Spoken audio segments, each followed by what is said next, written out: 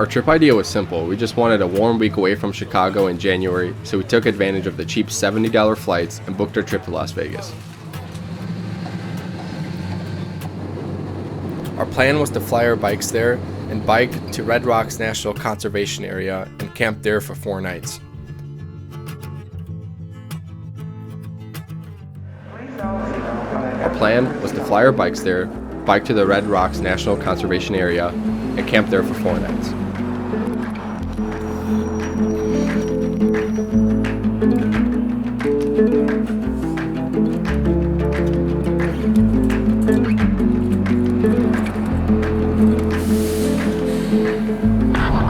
Alright, so we just packed our bags. Here we go. That isn't actually that much, but it turns out riding with 80-pound bikes with 3% average grade and 1,500 feet of climbing would beat us up. Here we go, Vegas. Alright, we got our shoulder now. Earlier is sketchy.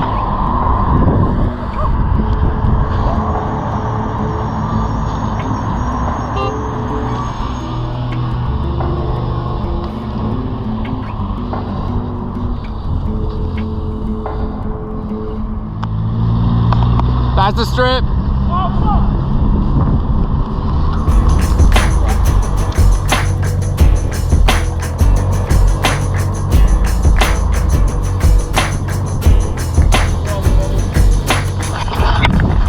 Alright, so we had a little break, got Chipotle, and then we just got on the bike trail. Finally. This is we're racing the sunlight now. We're racing the sun. The sun's right there, and it's about to go behind those mountains. We have an hour-long bike ride. We have about 45 minutes to do it. So, we'll see. We managed to reach the campground in the dark and grab one of the walk-to sites for $10 a night. Sunset around 5, and by 8 o'clock we were sound asleep. Hard to sleep last night. Could have been better, could have been worse.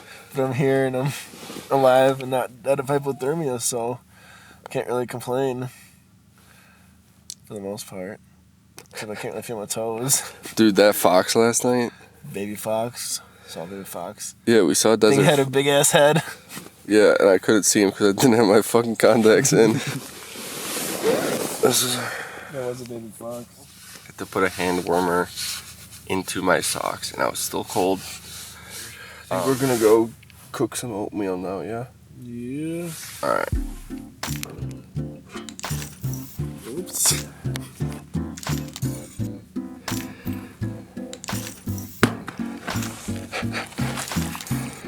He's still pretty solid. Oh, it's just slushy now.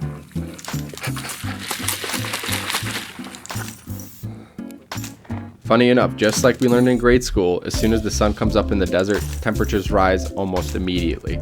The sun rose around 7, and by 7:30 nearly everyone in camp was outside bathing in the sunlight.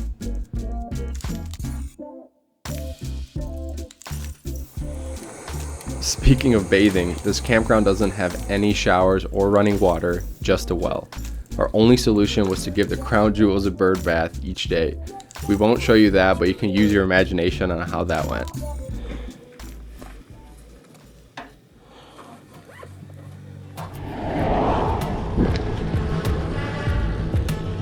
The plan was to ride from the campground to the Red Rocks loop and back every day, doing some hikes along the way. This 22-mile loop has nearly 2,000 feet of elevation gain, and being from Illinois, this was a real shock to our legs. Alright, we're in Red Rock.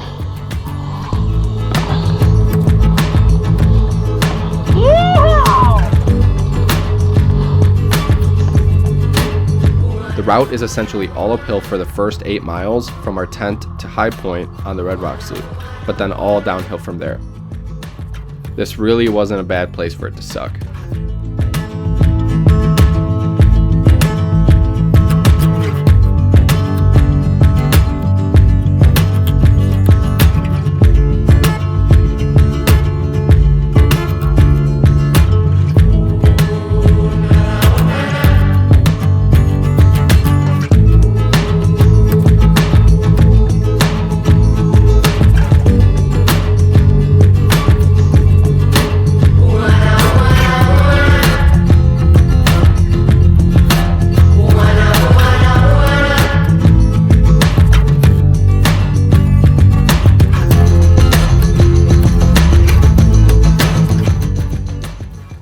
first hike along the route was the Calico Hills hike right after the entrance. This is stunning, dude. By this point in the day, it was already so warm that we had to strip down our layers.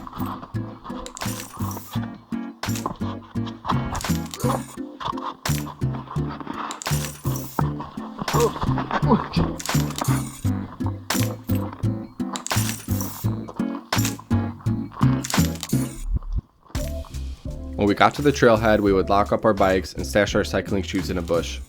We were a little bit worried about having our gear stolen, but we had no real issues despite the lock your cars up signs.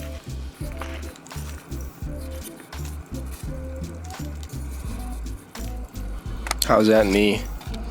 It's fine if it's like this. It really only hurts when on the bike. It's so hard to get out. After a quick food break, we flew the drone some more. I wasn't gonna let my back break for nothing.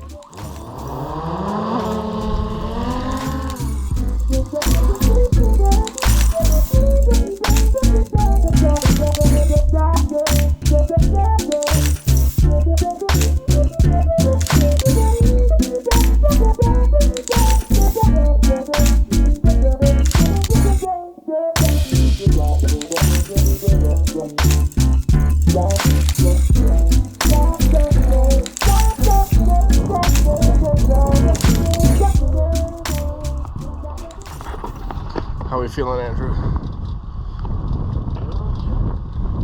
I am getting chilly. The desert is really weird. It's like one moment you're sweating, next moment, alright, it's really... My knee hurts a little bad. That's okay. Andrew's knee actually got really messed up on the first day, and he had deep aching pains for the rest of the ride. This made pedaling uphill especially hard with the heavy bikes.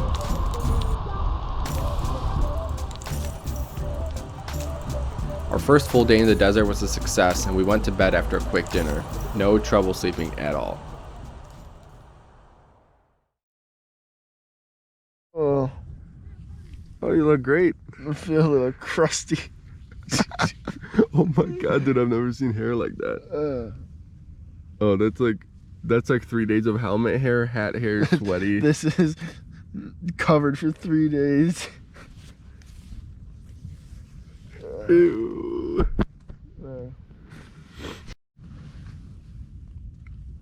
The reveal. Oh my god. Is it nice? It's very nice. Oh, it's... Show me the poopy pouch.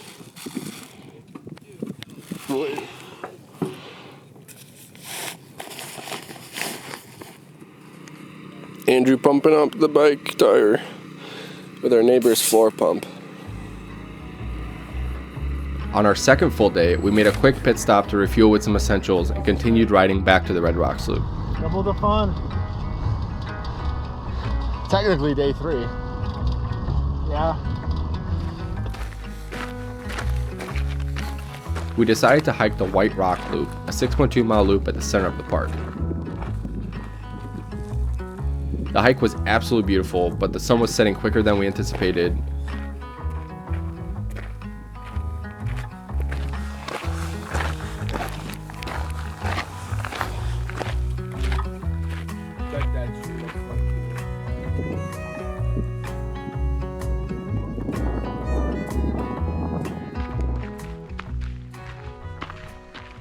But of course, we had to put the bird up one more time.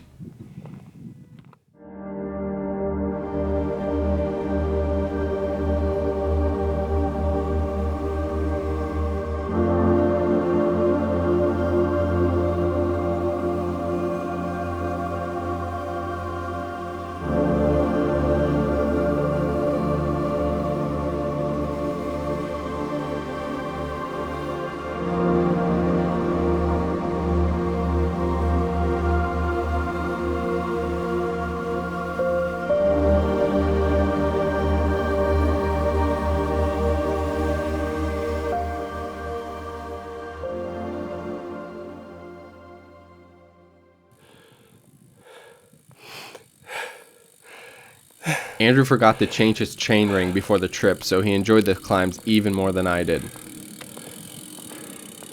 Don't ride a big chain ring in the mountains. Fuck that hill. Fuck that hill. Every single part of that hill. Look at that. Hey, that downhill part was good.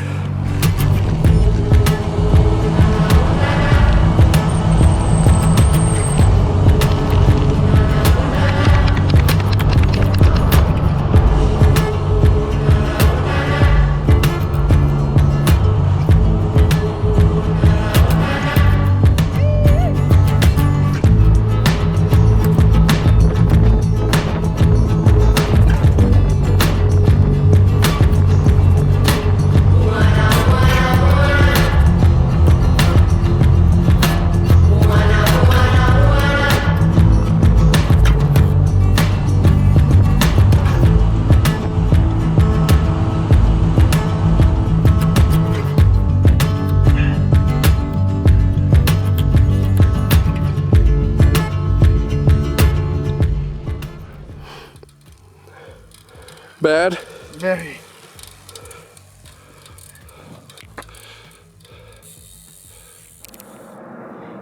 Honestly, what would a bike trip be without a mechanical?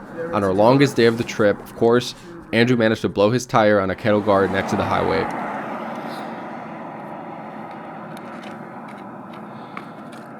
Tubeless setup and all, we had to resort to using a spare tube. Luckily though, I brought all the tools.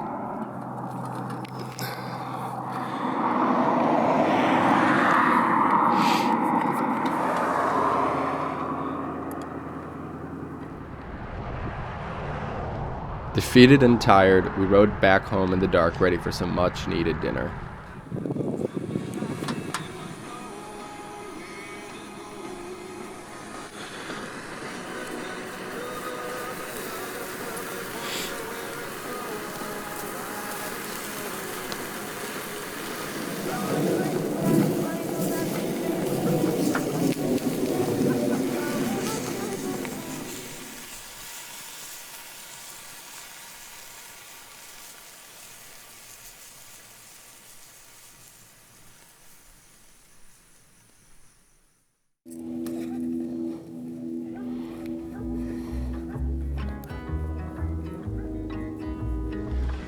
Alright, we're off to the airport. Fully loaded. Here we go.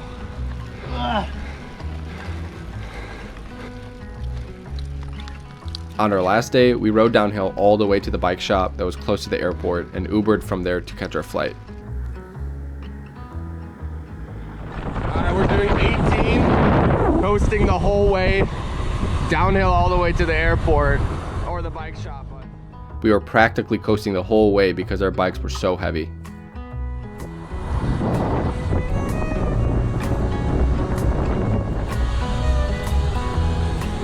Protected bike lane. We had to unpack everything in the bike shop, but managed to get help with packing the bikes into boxes for the flight. We just had one last thing to do before we could make it to the airport.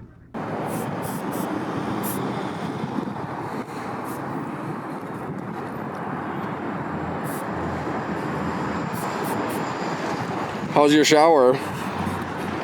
Fucking great.